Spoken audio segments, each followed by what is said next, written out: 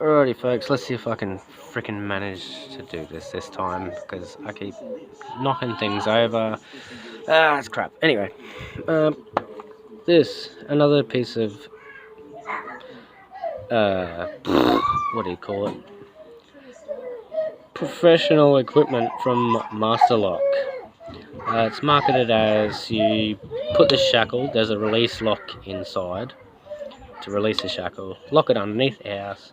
This box part opens up, you put your spare keys inside of it, and it's locked by this combination lock and this little lever here. As you can see, it's reset, there's no can't open that. What we do is take a bypass tool. It's very thin. You can use a piece of tin from a dog food lid if you really need to. But all we do is, you stick it in beside the tumbler wheel there. It's a little bit of pressure and just turn it. Okay. 1, 2, 3, 4, 5, 6, 7. Boom. See how that dropped the tool? Try it again. Keep an eye on the tool, not my stupid fingers. 1, 2, shit. What was that on there? Oh.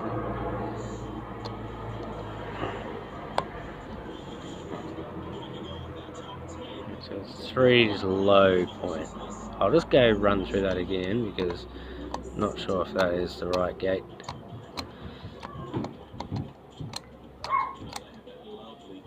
Yep, that's the right gate. That dropped. Going again, same thing.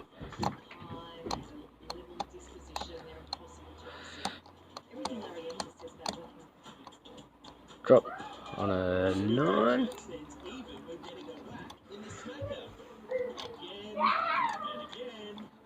Do it again.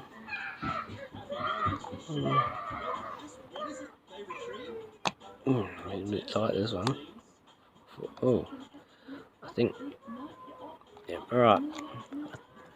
I think we've decoded. So I think we've got all of the gates lined up. You see a combination of 4, 9, 3, 7.